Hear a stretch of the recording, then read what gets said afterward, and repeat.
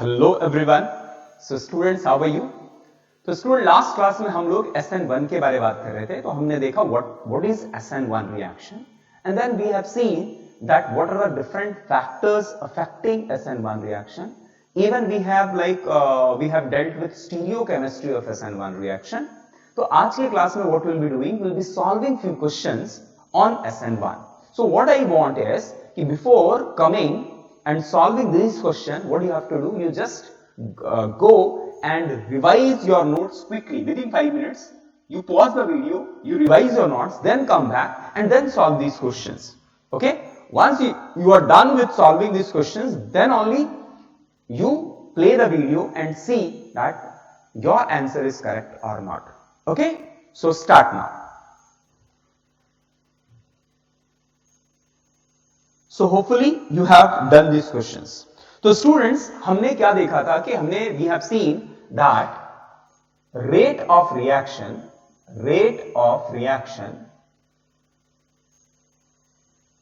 reaction is directly proportional to stability of carbocation generated.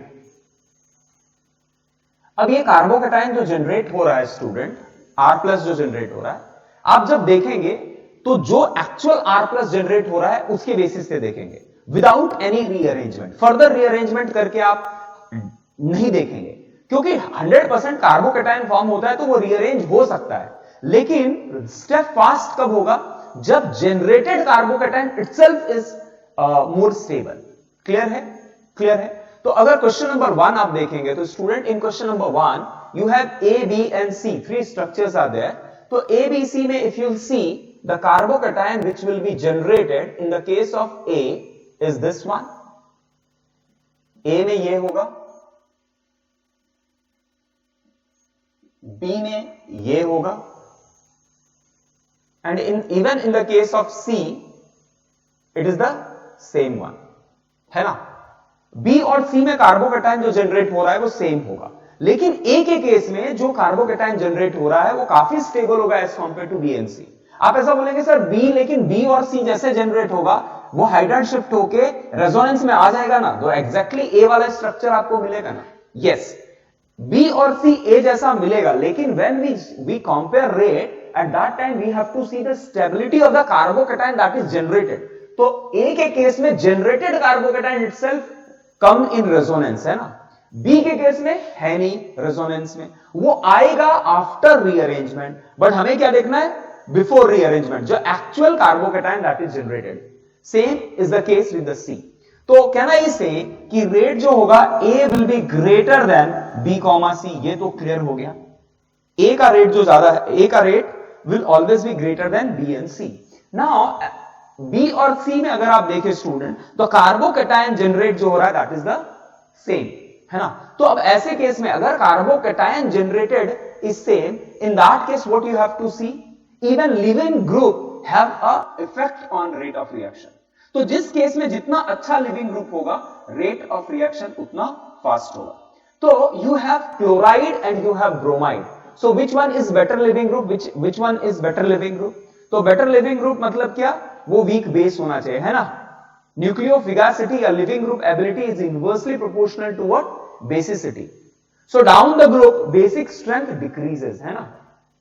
Strong acid का conjugate weak होता है.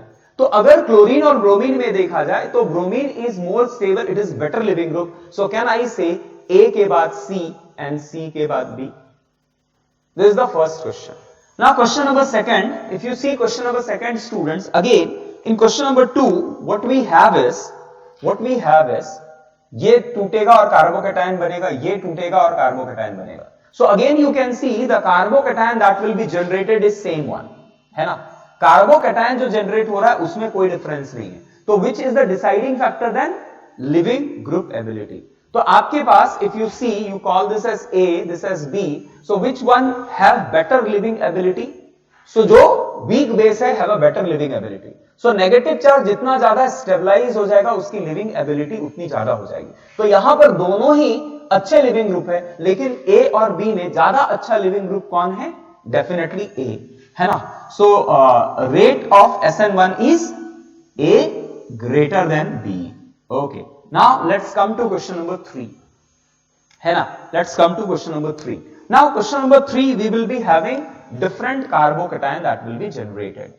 तो पहले केस में the carbocation will be getting is A, the carbocation will be getting is A, this is B, this is C. अभी B के case में जो कार्बोकैटायन मिलेगा, again it is resonance stabilized and this is the carbocation. And in the case of C, जो carbocation form हो रहा है that is not resonance stabilized.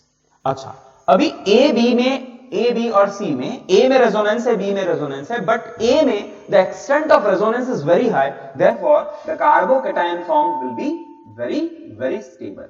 अच्छा, इसे क्या बोलते हैं? इसे बेंजाइलिक कार्बोकैटायन बोलते हैं, है ना। बेंजाइलिक, याद रखिए ये नाम आपको बार बार मिलेगा। बेंजाइलिक इज CH2, बेंजीन पे CH2 ग्रुप और उस पे एक प्लस है, तो this will be called as benzylic carbocation. अगर ऐसा है तो इसको बेंजाइल ग्रुप बोलते हैं, और बेंजाइल के CH2 पे अगर कार्बोकैटायन आ गया तो उसे बेंजाइलिक कार्बोकैटायन बोलते हैं। तो A की स्टेबिलिटी बहुत ज्यादा होगी compare to B and B की स्टेबिलिटी ज्यादा होगी as compare to C। So rate of SN1 depends on stability of carbocation. तो क्या हो जाएगा? A greater than B greater than C। Clear? कुछ दिक्कत? किसी को दिक्कत नहीं? चलिए, now question number 4। Now question number 4 is,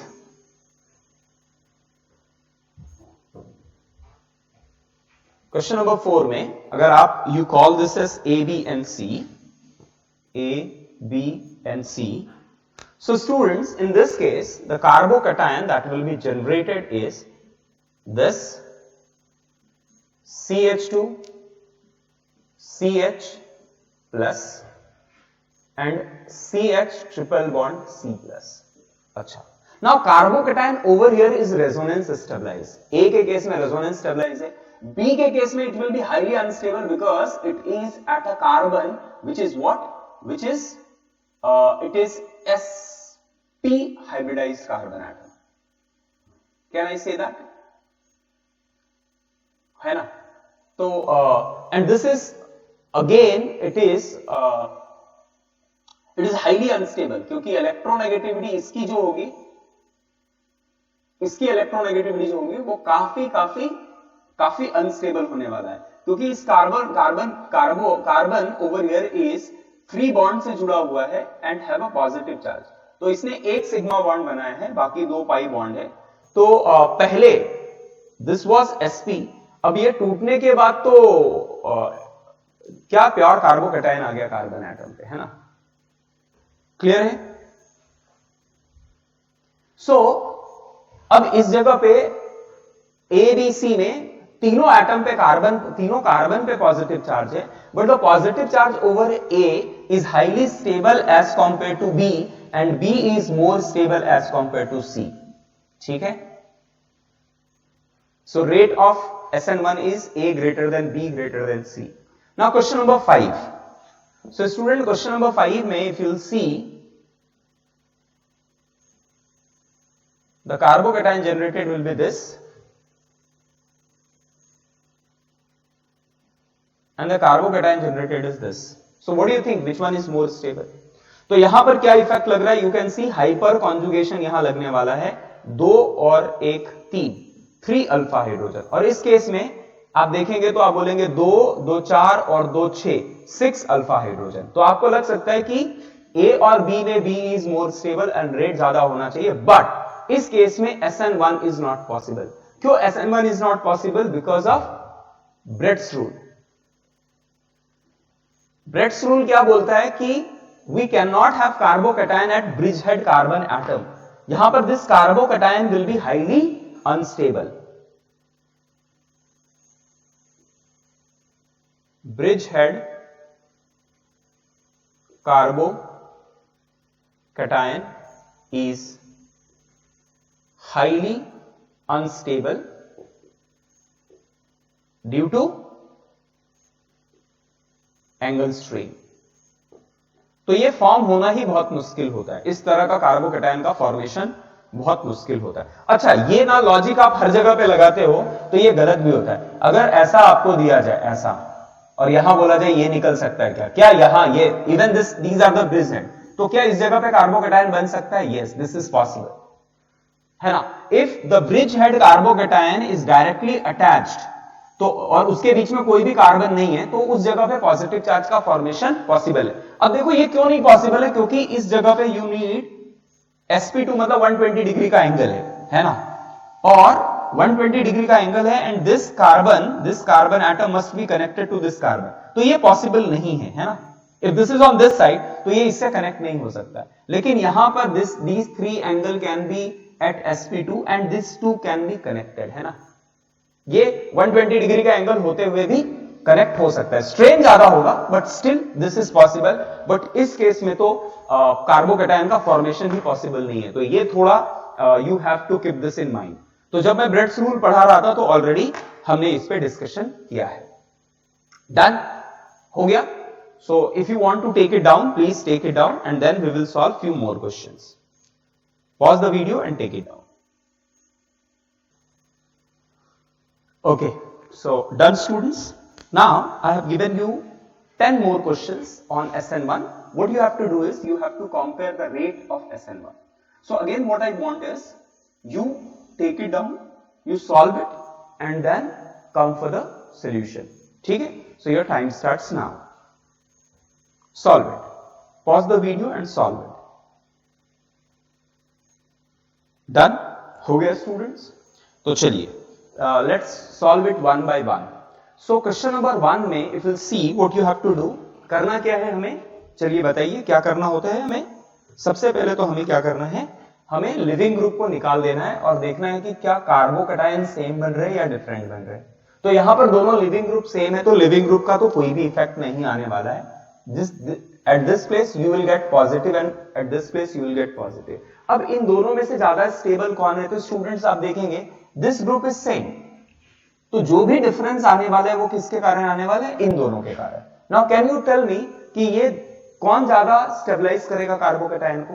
तो सबसे पहले यहां आप देखेंगे कि यू हैव 3 हाइड्रोजन और जबकि इस केस में यू हैव 1 हाइड्रोजन, तो ये हाइपर कॉन्जुगेशन से स्टेबलाइज करता है। सो यहां पर 3 अल्फा हाइड्रोजन और यहां पर 1 alpha hydrogen, so stability of this carbocation is much higher than that of this one. Clear है? Okay, now question number 2 में student if you see chlorine, bromine, iodine, you have different living group, लेकिन अगर आप हटा देंगे तो carbocation that you will get will be the same one, है ना। कार्बोकेटायन जो मिलेगा वो सेम मिलेगा, तो कार्बोकेटायन की स्टेबिलिटी से कुछ फर्क नहीं पड़ने वाला है। तो फर्क किस पे पड़ेगा, लिविंग ग्रुप एबिलिटी पे। तो लिविंग ग्रुप एबिलिटी जिसकी ज्यादा होगी, रेट ऑफ रिएक्शन उस केस में ज्यादा होगा। तो can I say the rate of SN1 is in this order. Clear है? क्लियर है? Okay, now same question number 3 is the same one. आप देखेंगे उसी तरह से the carbocation that will be generated are same, so definitely it depends on what, it depends on stability of the leaving group. तो leaving group यहां पर अगर आप देखेंगे student, so this is TSO minus, quite stable, है ना। इस जगह पे ब्रोमीन है Br minus and this is Cl minus, तो ये तो एक सुपर लिविंग ग्रुप, बहुत अच्छा लिविंग ग्रुप है। तो रेट ऑफ रिएक्शन यहां बहुत ज्यादा होगा, ब्रोमीन का क्लोरीन से ज्यादा होने वाला है, because bromine is more stable base as compare to Cl minus. Clear है? Now question number 4, again in question number 4 अगर आप लिविंग ग्रुप को बाहर निकाल देंगे तो यहां कार्बोकेटायन और इस जगह पे carbocation. Now can you tell me A, B, C में ज्यादा स्टेबल कौन है। तो स्टूडेंट A में you have dancing resonance and C is the case of what? C is the case of aromatic ring, है ना। तो dancing resonance और aromatic में which one is more stable? हमने देखा था stability of carbocation जब हम बात कर रहे थे, तो different factors which decide stability of carbocation में हमने बताया, मैंने आपको बताया था कि dancing resonance बड़ा factor होता है as compared to aromaticity। तो can I say for 4th A greater than C and at last B. So this is the order for question number 4th. ठीक है। Now question number 5 में if you leave it Lg निकाल देंगे तो यहां carbocation जो form होगा that is resonance stabilized। अब यहां से अगर आप क्लोरीन को रिमूव किए स्टूडेंट्स, तो यहां जो पॉजिटिव चार्ज आएगा वो बहुत मुश्किल आएगा। इनफैक्ट इसकी रेट जो होगी ना वो ना के बराबर होगा। मतलब इस केस में SN1 is not possible. Why SN1 is not possible? क्योंकि leaving group is a very poor leaving group. यहां डबल बॉन्ड कैरेक्टर आएगा विद अ प्लस चार्ज और यहां एक माइनस आएगा, तो डबल बॉन्ड से जुड़ा हुआ लिविंग ग्रुप को तोड़ के निकालना के लिए बहुत ज्यादा एनर्जी लगेगा। सो SN1 in this case will be almost very difficult. So rate of SN1 is this is greater then this. In fact मैं बोलूंगा बी पे SN1 होगा ही नहीं। जब कभी इस तरह का विनाइलिक कार्बोकैटायन फॉर्म होने लगे तो विनाइलिक कार्बोकैटायन के केस में SN1 होना मुश्किल हो जाता है। Okay, now again in this case question number 6, carbocation and carbocation. Now which one is more? This is 3 degree, this is 2 degree. यहां पर 6 अल्फा है and here you have 9 alpha, so more stable, therefore more rate of reaction. Clear? Okay, now in this case again the carbocation generated is same, तो किससे decide होगा? Living group ability पे। तो leaving group इसकी ज्यादा है as compare to this, क्योंकि यहां पर CF3 जो है वो इस स्ट्रॉन्ग इलेक्ट्रॉन विड्रॉइंग ग्रुप है, तो निकलता हुआ जो बेस होगा उसकी स्टेबिलिटी काफी बढ़ जाएगी and this will be the rate of reaction. Similarly in this case the same factor is there, carbocation carbocation, इसकी स्टेबिलिटी काफी ज्यादा होगी एज कंपेयर टू दिस, है ना। Now question number 9। In question number 9 student if you see, अगर आप ये break करें तो ये डांसिंग रेजोनेंस में आएगा, जबकि इसे ब्रेक करें तो यहां डांसिंग रेजोनेंस पॉसिबल नहीं है। So rate of SN1 is much higher in the case of A as compare to B। अब क्वेश्चन नंबर 10 में if you see the carbocation you will be getting is this one and this one। तो student A B C में A is aromatic, aromatic हो गया, this is non aromatic, है ना, and this is anti aromatic. तो यहां तो rate काफी कम होने वाला है, so rate of reaction is like this. Clear? चलिए लिख लीजिए इसको। So take it down, then we will solve few more question based on SN1। Hopefully आपको आइडिया क्लियर हो गया होगा कि how to compare SN1। अभी थोड़े और क्वेश्चन करेंगे SN1 पे and then we will move to next topic।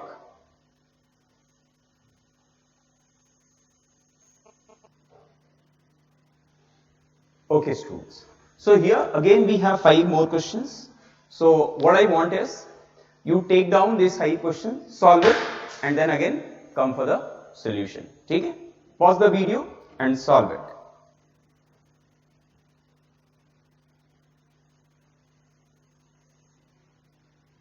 So done, हो गया। तो student in first case if you see substrate में is there any difference? Yes, leaving group में डिफरेंस है। What is this? H2O।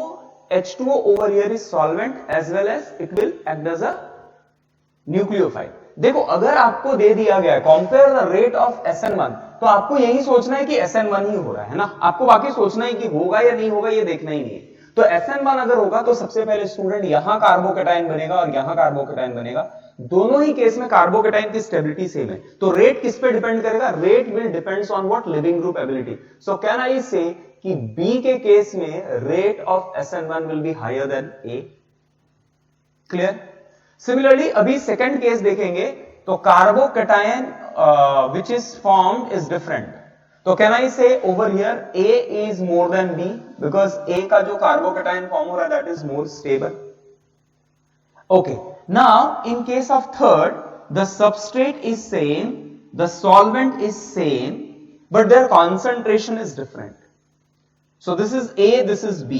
So can you tell me किस case में rate of reaction ज्यादा होगा? अब देखो the concentration of nucleophile is irrelevant, इसका कुछ फर्क नहीं पड़ता है, लेकिन क्या कॉन्सेंट्रेशन ऑफ सबस्ट्रेट का फर्क पड़ेगा? यस, जितना ज्यादा सबस्ट्रेट होगा रेट ऑफ रिएक्शन उतना ज्यादा होगा। तो can I say B is greater than A, क्योंकि concentration of substrate is higher in the case of B। चलिए क्वेश्चन नंबर 4 में again you have same substrate, you have same nucleophile and nucleophile का जो है concentration is change but substrate का concentration is same, है ना। तो ऐसे केस में कहना इसे again A is equal to B, है ना, A का और B का जो रेट होगा वो सेम होगा, है ना। क्वेश्चन नंबर 5 में you have to form carbocation. अब स्टूडेंट कार्बोकेटाइन यहां जो फॉर्म होगा all are 2 degree, but the stability of this is much higher than this, क्योंकि यहां पर एंगल स्ट्रेन कम होगा, इस केस में एंगल स्ट्रेन थोड़ा ज्यादा होगा, और हाईएस्ट होगा इस केस में एंगल स्ट्रेन। क्लियर है, कुछ दिक्कत? चलिए चेक योर आंसर, चेक कीजिए, फिर we will solve few more questions on SN1।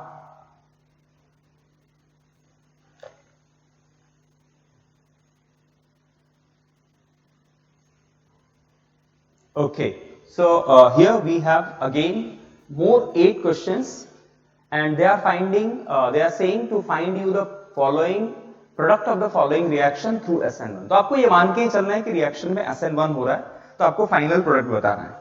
So what you have to do is note down, try it yourself, and then come for the solution। फिर देखिए, है ना, pause the video, take it down, solve it properly, and then come down। कीजिए students. Okay, so done student, हो गया। तो यहां आपको क्या पूछा जा रहा था? प्रोडक्ट पूछा जा रहा था। तो SN1 प्रोडक्ट है, तो SN1 प्रोडक्ट है means what you have to do, सबसे पहले आपको क्लोरीन निकालना है, क्लोरीन निकालने के बाद कार्बोकेटाइन बनेगा। सो एज वी नो कि जब कभी कार्बोकेटाइन बनता है तो if rearrangement is possible it go for rearrangement. तो क्या यहां पर रीअरेंजमेंट हो सकता है? डेफिनेटली यहां पर एक रीअरेंजमेंट हो सकता है, और कैसे होगा? Because this is 4 member ring और इसके सामने एक मिथिल ग्रुप पे कार्बोकेटाइन बना हुआ है। सो दिस विल ब्रेक, और ये ब्रेक होके यहां पर बॉन्ड बनाएगा। अब ये जब ब्रेक होगा तो plus charge will come over here and minus charge will come over here. So what you will get a 5 member ring with positive charge on carbon atom। So next step is what? Next step is water molecule will attack over here। अब जब water molecule attack करेगा तो you will get OH, H and plus, and at last H plus जो है वो बाहर निकल जाएगा and you will get a alcohol। So this is the final product। अच्छा, मैं अगर आपसे बोलूं कि can you tell me how many number of steps are involved in this overall reaction में? अच्छा, ऐसे पूछा जाए कि नंबर ऑफ ट्रांजिशन स्टेट्स कितने होते हैं, नंबर ऑफ ट्रांजिशन स्टेट इस रिएक्शन में कितने होंगे, number of TS in this reaction. तो नंबर ऑफ ट्रांजिशन स्टेट मतलब number of steps is equal to number of transition state, and number of intermediate is number of steps -1। तो पहला step, first step is carbocation formation, second one is rearrangement, 2 step हो गए। Third step is attack of H2O, and fourth step is deprotonation, है ना। So even this is considered as a step,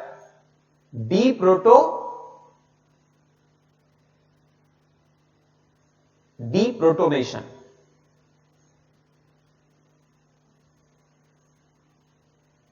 deprotonation is considered as a step। तो कितने हो गए? 1 2 3, so and 4, so transition state is equal to 4। how many intermediate? 3। this is one of the intermediate, this is the second intermediate, this is third intermediate, and final means product। ठीक है, तो clear हो गया what is the product, ये clear हो गया। ठीक है, फर्स्ट क्वेश्चन डन। चलो रब करूं ये, ओके। चलिए थोड़ा स्पेस बनाने के लिए मैं क्वेश्चन को भी रब करता हूं, क्वेश्चन नंबर 1 मैं रिमूव करता हूं। Okay, now can you tell me what is question number 2? Question number 2 क्या होगा? फिर से we have bromine, SN1 करना है तो हैलाइड को बाहर निकालना है, लिविंग ग्रुप को बाहर निकालना है, and you will get CH3, CH, CH3 and CH2 plus।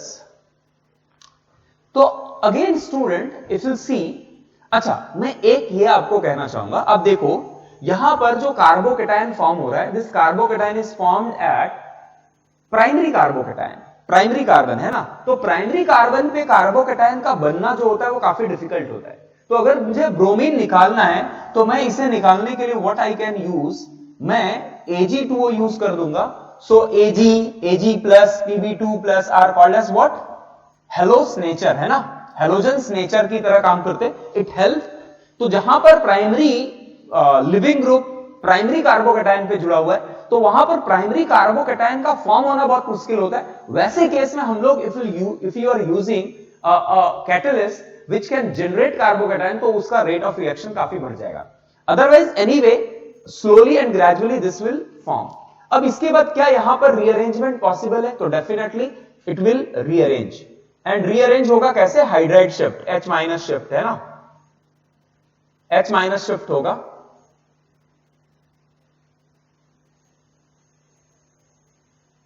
And this is the carbocation form. अब ये कार्बोकैटायन फॉर्म हो जाएगा तो इसके बाद water molecule will attack, water molecule will attack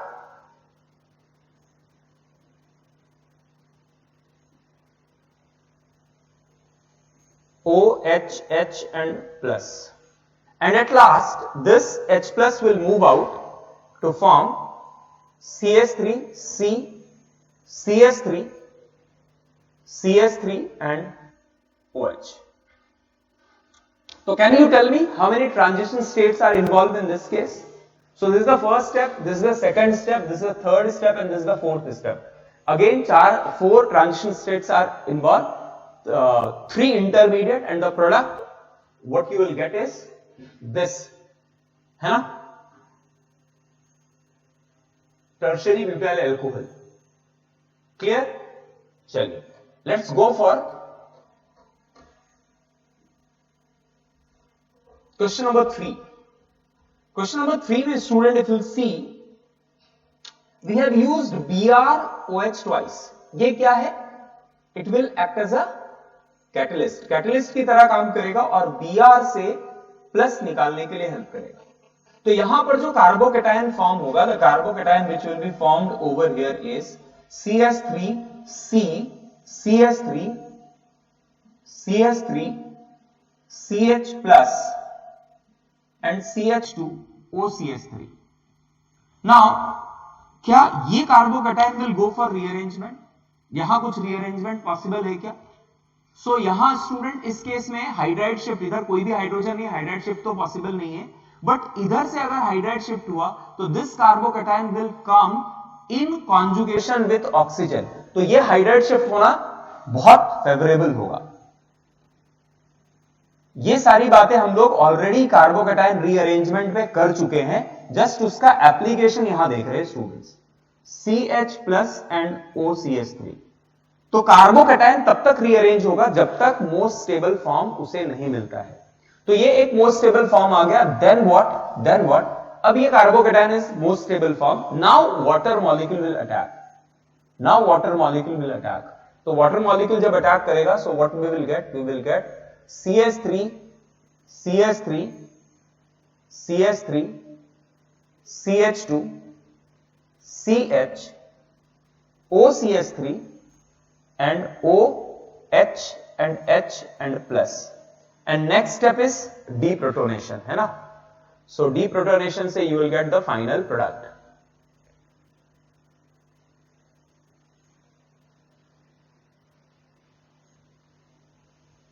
अच्छा student, can you tell me what is the name of this group? ये एक बहुत common famous group of compound है जहां पर कार्बन एक H है, यहां OR जुड़ा हुआ है और OH जुड़ा हुआ है ना। So this type of group is called as hemi acetal. क्या बोलते हैं? Hemi acetal, hemi acetal. क्यों हेमी एसिटल? जहां पर एक ही कार्बन से OH और OR ग्रुप दोनों जुड़े हुए हैं तो उसे हेमी एसिटल बोलते हैं। अच्छा, देन एसिटल किसको बोलेंगे? अगर एक ही कार्बन से 2 ईथर ग्रुप जुड़ा हुआ है so that will be called as acetal. आप ये कार्बोनिल कंपाउंड में पढ़ेंगे, बट ये नाम आपको मिल जाए तो आपको पता होना चाहिए। Acetal is what? Acetal is what? H नहीं होगा यहां पर। सो डेफिनेटली एक H है, तो is this case, in this case this the structure. So this is acetal. एक ही कार्बन से 2 ईथर ग्रुप जुड़े हैं तो दैट इज कॉल्ड एसिटल। अगर एक ईथर ग्रुप और एक हाइड्रोक्सिल ग्रुप जुड़ा हुआ है so that will be called as hemi acetal. Clear है? अच्छा, अगर ये H नहीं होता और दोनों साइड पे R होते तो उसे क्या कहते हैं? कीटल। क्लियर? कीटल और हेमी कीटल, इस तरह से नाम दिया जाता है। तो यहां जो प्रोडक्ट मिल रहा है वो क्या मिल रहा है हमें? Hemi acetal is the product. ठीक है, तो ये एक नए तरह का आपको प्रोडक्ट दिखा है। तो क्या किया है आपने? सबसे पहले मुझे आई हैव टू इसे SN1 के लिए लेके जाना है। तो लिविंग ग्रुप निकाला है, लिविंग ग्रुप निकाला है, कार्बोकेटाइन फॉर्म हुआ है। Now carbocation will try to rearrange itself to more stable form. तो यहां अगर हाइड्राइड शिफ्ट हो जाए तो उस केस में carbocation will come close to oxygen atom, और आपको पता है यहां 2-0 का रेजोनेंस केस होगा, और ये one of the most stable resonating structures में आते हैं ना। तो कार्बोकेटाइन एक बार फॉर्म हो गया, देन कार्बोकेटाइन फॉर्म हो जाने के बाद now water molecule will attack and water molecule will attack, so you will get protonated alcohol। तो deprotonation होगा, this step is called deprotonation। कौन सा स्टेप? जहां पर प्रोटोनेटेड एल्कोहल से H+ बाहर निकलता है, तो this is called as deprotonation. और डीप्रोटोनेशन मिलने के बाद आपको OH। तो क्या हम इस कंपाउंड को एल्कोहल कहेंगे क्या? नहीं, this will be called as what? Hemi acetal. Clear है? चलिए, now question number 4। Question number 3 के बाद now let's move to question number 4। तो चलिए, क्वेश्चन नंबर 4 में 4 को सॉल्व कर लिया आपने। अब कैसे करेंगे क्वेश्चन नंबर 4 में? What's given? तो स्टूडेंट फिर से ये SN1 रिएक्शन के लिए जाना है। Living group is bromine, so bromine will move out, और आप यहां पर Ag यूज कर रहे हो, तो Ag2O विल जनरेट Ag+, है ना? मॉइस्ट, आप ऐसे भी देखेंगे इसको, मॉइस्ट Ag2O। तो moist Ag2O is nothing but AgOH। अब AgOH डजंट एग्जिस्ट, तो AgOH बनाना है, अगर आपको फॉर्म करना है तो मॉइस्ट Ag, सस्पेंडेड होते हैं वो, है ना? तो कभी भी अगर AgOH क्रिएट करना है तो आप कैसे देखेंगे? You will see it in the form of moist Ag2O। Moist मतलब मॉइस्चर विथ वाटर, तो suspended water molecule, it will moist Ag2O means what? Ag+ plus OH-। तो यहां Ag+ will act as a halogen nature, वो halogen को बाहर निकालेगा। जब halogen को बाहर निकालेगा, so the carbocation you will get over here is CH3O connected to benzene ring। यहां एक CH2 है, CH पे plus CH2 and this benzene ring। Now question is, क्या यहां पर रीअरेंजमेंट पॉसिबल है? और अगर रीअरेंजमेंट पॉसिबल है तो किस साइड पे जाएगा, है ना? तो 100% रीअरेंजमेंट तभी होता है जब स्टेबिलिटी आती है। तो इस केस में देखो, अभी इस कार्बन को the only stabilising factor is alpha hydrogen, so we have 4 alpha hydrogen. तो अगर ये इधर शिफ्ट हो जाए तो भी बेंजीन रिंग के रेजोनेंस में आ जाए, और इधर शिफ्ट हो जाए तो भी बेंजीन रिंग के रेजोनेंस में आ जाओ। नाउ क्वेश्चन इज कि कौन सा डायरेक्शन प्रिफर्ड होगा, कौन सा साइड पे शिफ्टिंग होगा? तो अगर मैं बोलूं कि चलो इधर से हाइड्राइड शिफ्ट करते हैं, इस डायरेक्शन में हाइड्राइड शिफ्ट करते हैं, तो plus will come over here, है ना? अब इस जगह पे प्लस आ रहा है स्टूडेंट, तो ये बेंजीन रिंग पे आप देखो मेटा पोजीशन पे 2 ग्रुप जुड़े हुए, तो ये इंडक्टिवली इलेक्ट्रॉन को खींचेगा मेटा पोजीशन से और ये सप्लाई करेगा। तो ये बेंजीन रिंग में इंडक्टिवली एक विड्रॉइंग ग्रुप है और एक सप्लाइंग ग्रुप है। तो कार्बोकेटाइन जो इस जगह पे फॉर्म हो रहा है वो बेंजीन रिंग के कारण स्टेबलाइज होगा और इनका इफेक्ट होने वाला है। क्लियर है? अब अगर मैं बोलूं कि नहीं, ये इधर ना मूव करके इधर फॉर्म होता है और प्लस चार्ज आता है, तो ये बेंजीन रिंग के साथ OCH3 किस पोजीशन पे? पैरा पोजीशन पे। और पैरा पोजीशन पे है तो वी नो कि पैरा पोजीशन पे OCH3 will show +M effect, है ना? सो मेसोमेरिकली ये इलेक्ट्रॉन सप्लाई करेगा। कैसे सप्लाई करेगा? आपको पता है कि this will come over here, then it will come over here, तो ये काफी स्टेबिलिटी इसको मिल जाएगी। क्लियर है? काफी स्टेबिलिटी मिल जाएगी इसको। तो स्टूडेंट्स, ये हमने देखा कि अगर इधर कार्बोकेटाइन फॉर्म हो जाए तो ये जो पैरा पोजीशन पे OCH3 ग्रुप है, दैट विल स्टेबलाइज इट मेसोमेरिकली और इसकी स्टेबिलिटी बढ़ जाएगी। तो कार्बोकेटाइन शिफ्ट किधर करेगा? कार्बोकेटाइन शिफ्ट टुवर्ड राइट, और आपको जो रीअरेंज्ड कार्बोकेटाइन मिलेगा, this will be this one, CH3 CH2 CH2 CH+, benzene ring, OCH3 at meta position. Clear है? अब इसके बाद वाटर मॉलिक्यूल विल अटैक, तो वाटर मॉलिक्यूल अटैक करेगा, सो OH एंड H+, और फिर बाद में H+ will go for deprotonation and you will get this as the final product. Clear हो गया? Question number 4 done. चलिए now let's go for question number 5।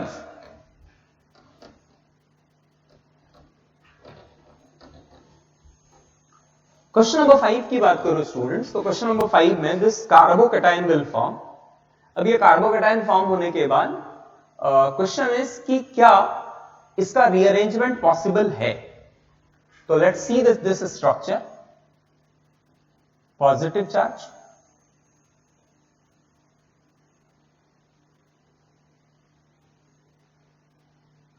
तो ये यहां पर आप देखेंगे 3 और एक 4 अल्फा हाइड्रोजन है। अगर ये हाइड्राइड शिफ्ट से इस जगह पे आता है, so what will happen, hydride shift अगर होता है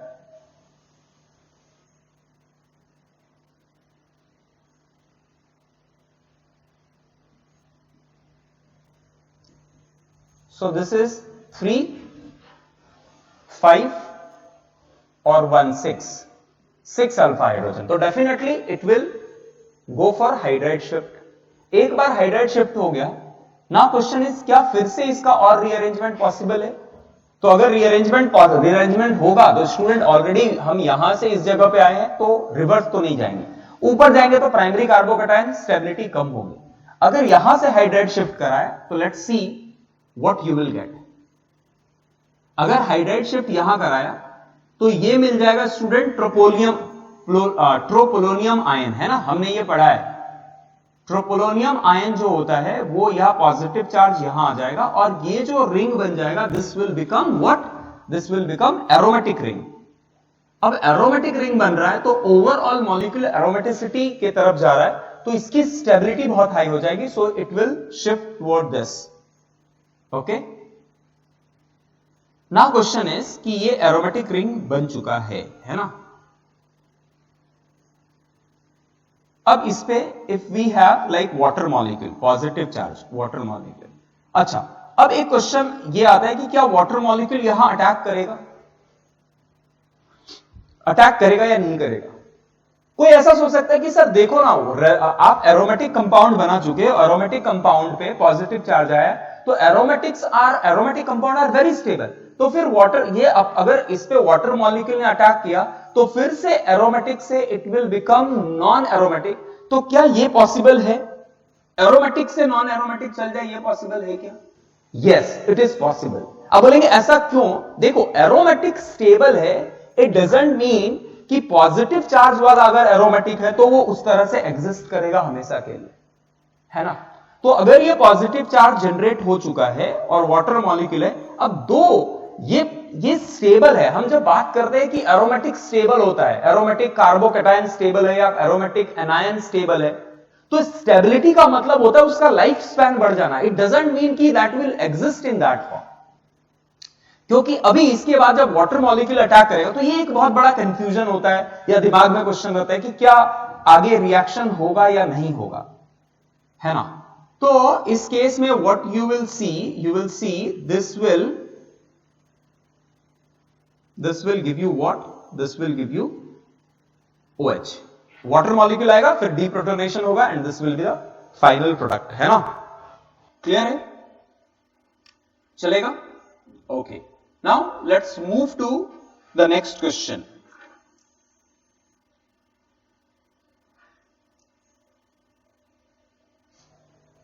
let's move to the next question.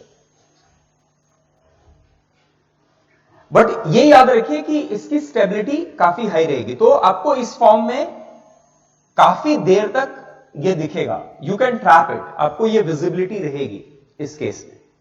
Clear है? Fine, now let's move.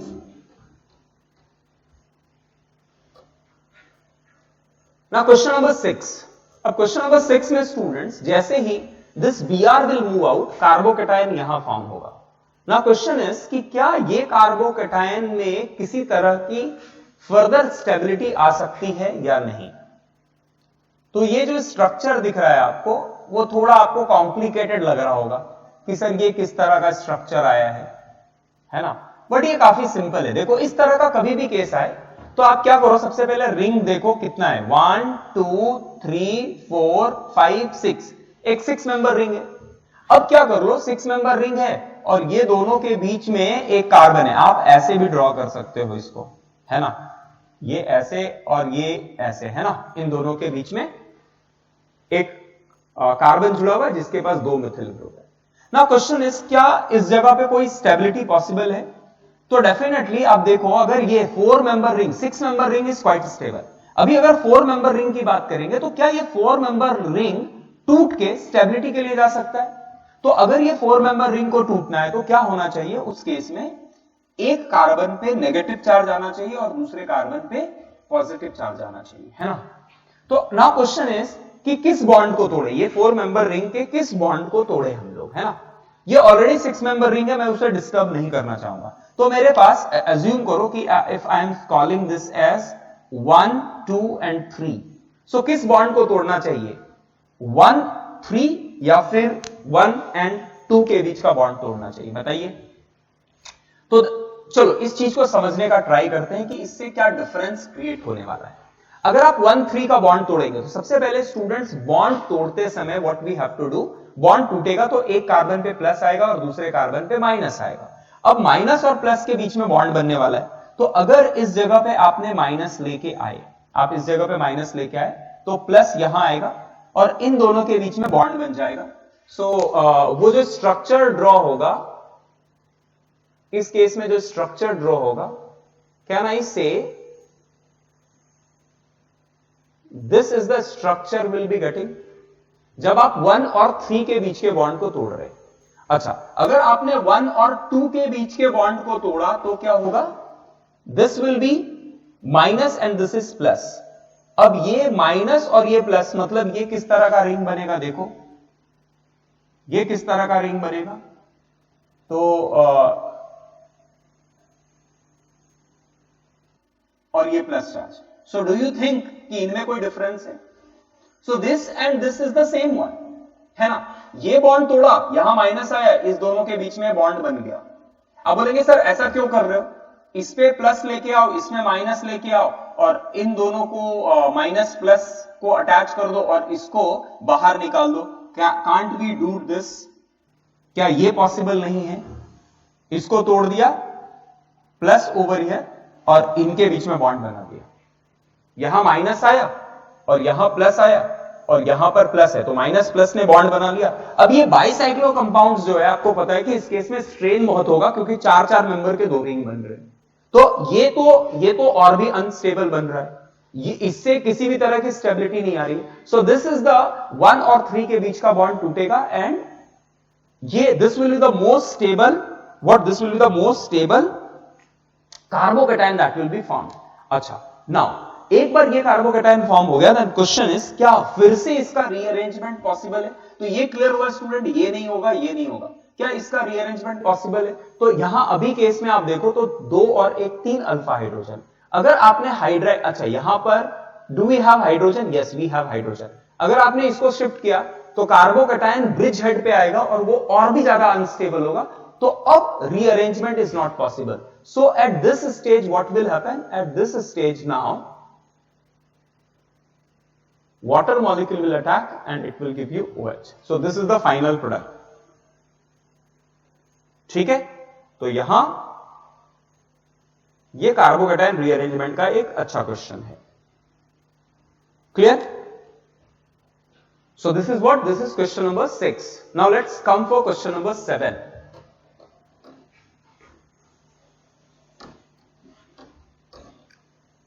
Question number 7 पे बात करते हैं।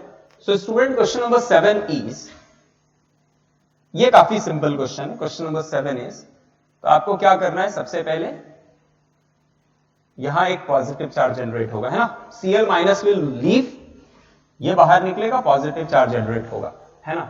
अब यहां आप देखो कि अगर आप इस केस में देखेंगे, सो 2 4 मेंबर रिंग है और उससे एक मिथिल ग्रुप जुड़ा हुआ है, पॉजिटिव चार्ज है। तो क्या यहां पर कोई किसी तरह का रिंग एक्सपेंशन हो सकता है क्या? चेक करो। तो देखो, आप एक तरह से ये बोल सकते हो कि यहां पर दो पॉसिबिलिटी है कि सर ये रिंग को तोड़ दो और 4 मेंबर से डायरेक्टली 6 मेंबर के लिए लेके जाओ, है ना। ये तोड़ा, यहां माइनस यहां प्लस, ये माइनस प्लस आ गया, तो 1 2 3 4 5 6 मेंबर रिंग हो गया, है ना। चलिए ये दोनों ही स्ट्रक्चर हम ड्रॉ करके देखते हैं। कुछ अब जगह पे देखेंगे ये बोलते हैं कि हाइड्राइड शिफ्ट रिंग एक्सपेंशन ना, रिंग एक्सपेंशन केवल अगर सामने मिथिल ग्रुप हो तभी होता है, बट इस तरह का होगा नहीं। याद रखना, कार्बोकैटायन अगर इस तरह सा जनरेट हो चुका है तो इसकी दो पॉसिबिलिटी है, या तो ये एक्सपैंड कर जाए या तो फिर ये हाइड्राइड शिफ्ट कर जाए और फिर ये एक्सपैंड कर जाए। दोनों पॉसिबिलिटीज होती है ना। क्योंकि जनरली आप क्वेश्चंस में देखेंगे कि 4 मेंबर टू 6 मेंबर के बीच का इस तरह का एक्सपेंशन दिखाया नहीं है। इस तरह के क्वेश्चंस होते नहीं है, जनरली मिलते नहीं, इसीलिए हमारा एक कंफ्यूजन हो जाता है कि इस तरह का रिएक्शन शायद होगा नहीं। तो एक तो मैं बोल रहा हूं कि पहला एक बन जाएगा 6 मेंबर रिंग। अब नंबरिंग कर देते हैं स्टूडेंट्स। इसका नंबरिंग करने के लिए लेट्स कॉल दिस एज 1 2 3 4 5 6 7 8, है ना।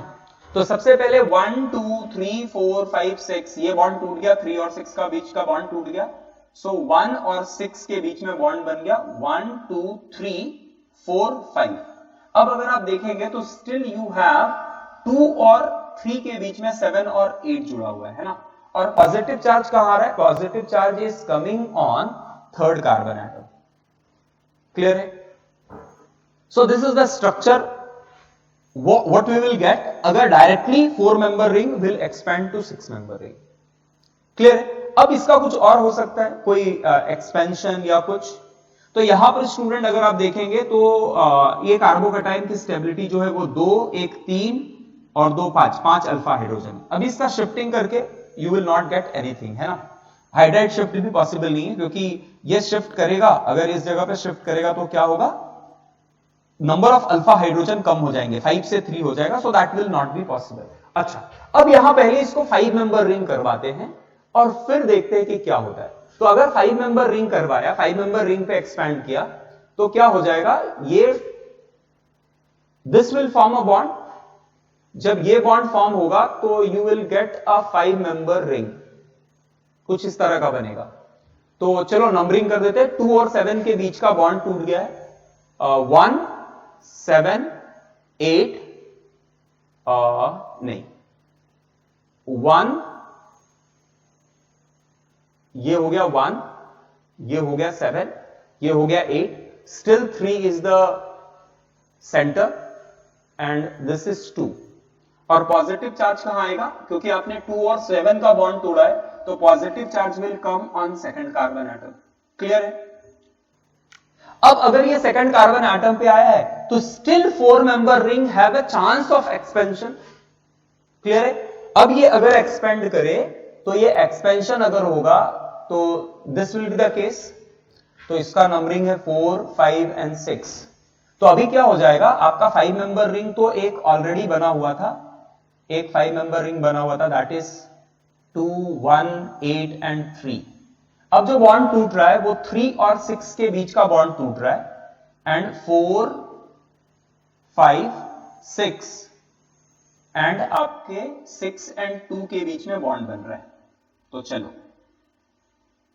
एक ये हो गया, एक ये हो गया। सो दिस इज 3, दिस इज 4,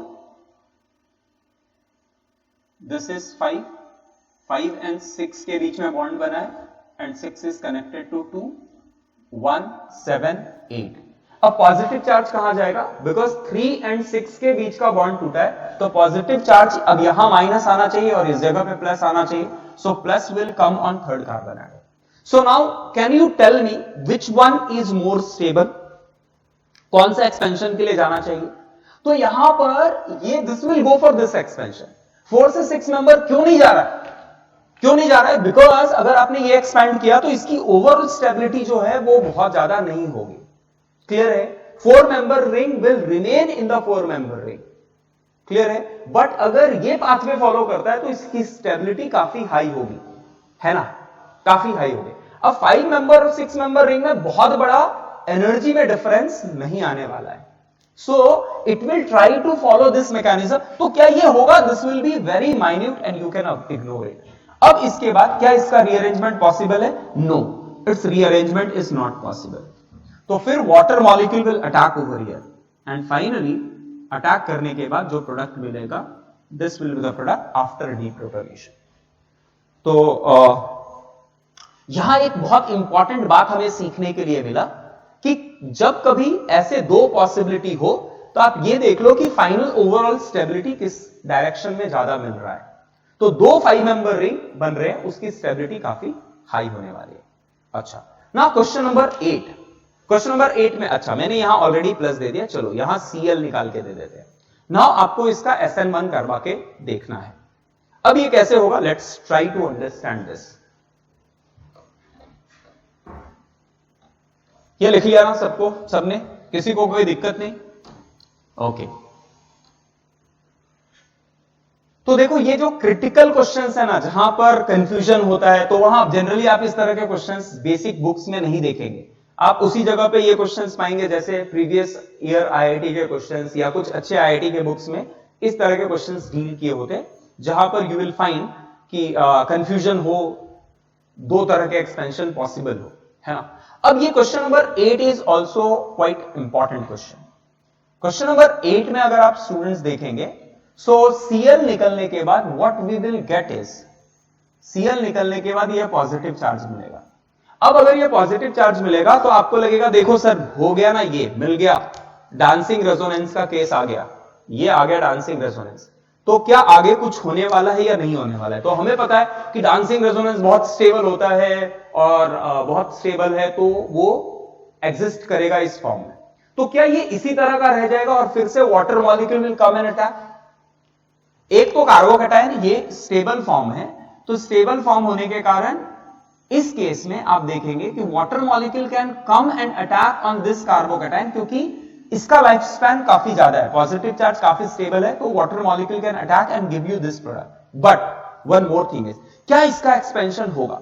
तो ये एक बहुत बड़ा कंफ्यूजन होता है स्टूडेंट्स में कि एक बार डांसिंग रेजोनेंस मिल गया ना तो बस छोड़ दो, बट दिस इज रॉन्ग। इसका लाइफ स्पैन जो है वो काफी है, ये स्टेबल है, व्हाट इट मीन कि इसका लाइफ स्पैन जो है वो काफी बड़ा है, but it will exist in this form पूरी तरह से ये कहना मुश्किल होगा। अदरवाइज ये कार्बोकैटायन इस फॉर्म में, देखो दुनिया का कोई भी एंटिटी के ऊपर अगर पॉजिटिव या नेगेटिव चार्ज आ गया है तो वो काफी अनस्टेबल हो जाता है और वो अनस्टेबल के फॉर्म में रहना नहीं चाहेगा, वो उससे ज्यादा स्टेबल फॉर्म के लिए जाना चाहेगा। क्लियर है? तो एक तो अगर कोवलेंट बॉन्ड बना दिया तो इसके ऊपर का पॉजिटिव चार्ज खत्म हो गया, तो आप बोलेंगे सर रेजोनेंस भी खत्म, डांसिंग रेजोनेंस खत्म हो गया। अरे डांसिंग रेजोनेंस कोई क्यों करवाता है? क्योंकि उसके ऊपर पॉजिटिव चार्ज है और उस पॉजिटिव चार्ज को स्टेबलाइज करने के लिए वो रेजोनेंस के लिए जाता है। आप समझ रहे हैं कि इस बात को? डांसिंग रेजोनेंस करवा के ये बहुत ज्यादा खुश नहीं है। हाँ, पॉजिटिव चार्ज आ गया है और पॉजिटिव चार्ज आने के बाद उस पर बहुत बड़ा हेडेक नहीं है, क्योंकि वो डांसिंग रेजोनेंस के लिए जा सकता है और वो अपने आप को बोलेगा कि मैं बहुत स्टेबल हूं, दो मेरे पास कार्बोकैटायन है फिर भी मेरी स्टेबिलिटी क्यों बढ़ गई है? क्योंकि मेरा पॉजिटिव चार्ज बहुत जगह पे बढ़ गया है। लेकिन पॉजिटिव चार्ज बढ़ने के बाद भी थोड़ा भी पॉजिटिव चार्ज है तो still it will be the cause of instability.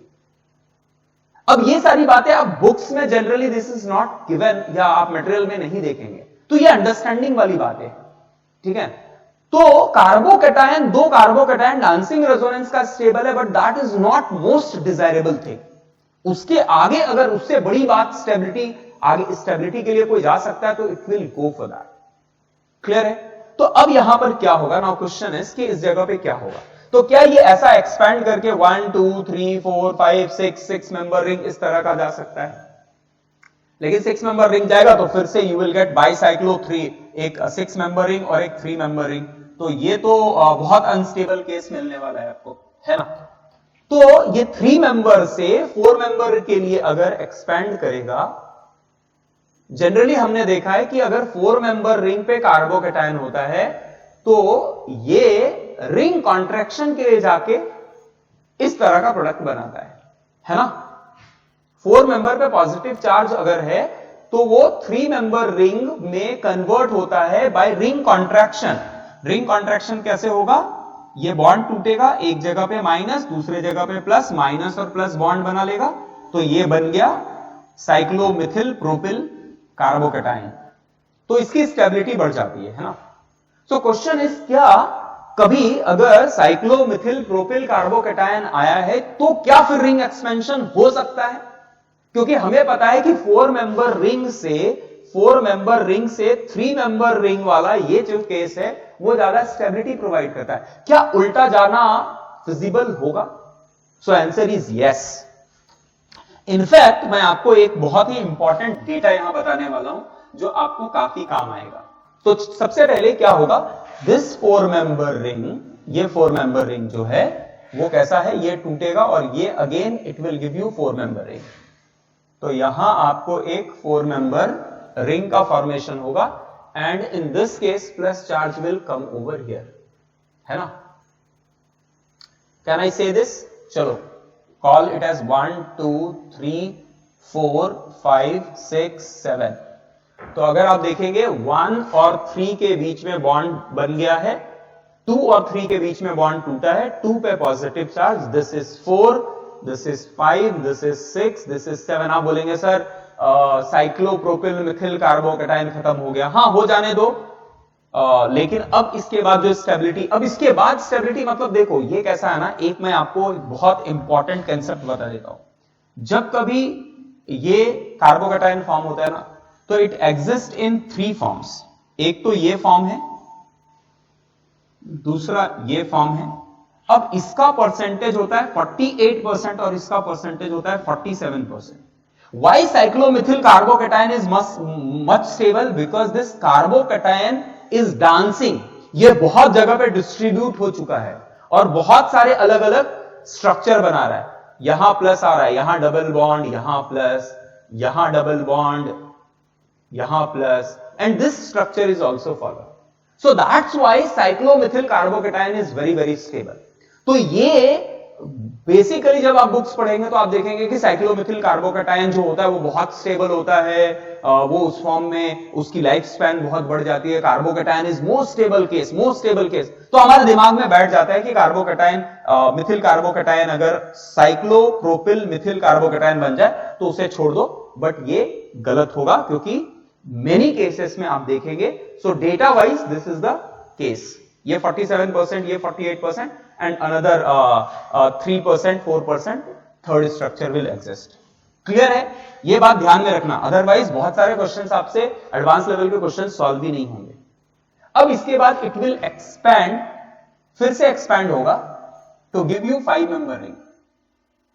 तो अब एक 5 मेंबर रिंग का फॉर्मेशन होगा। अब 5 मेंबर रिंग किसके बीच में बनेगा? 2 7। सो this is 2, this is 7, this is 6, this is 5, this is 4 और 4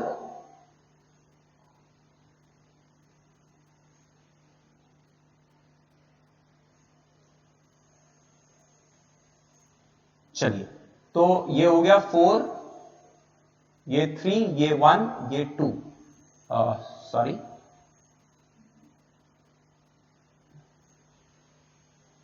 सो दिस इज 2, 7 के बीच में बॉन्ड बना है, दिस इज 4।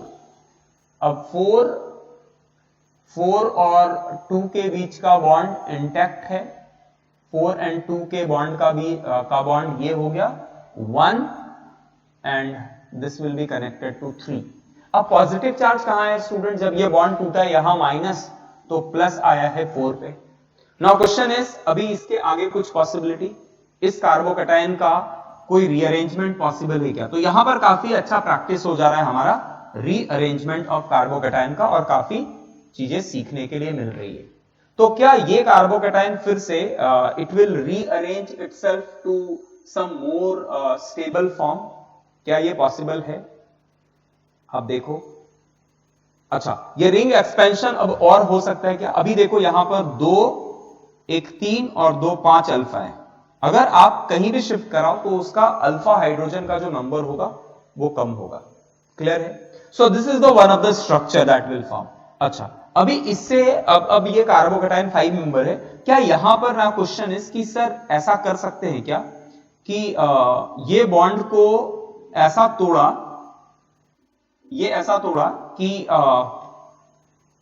माइनस प्लस और ये पॉजिटिव आ जाए, तो ये देखो स्टेबिलिटी मिल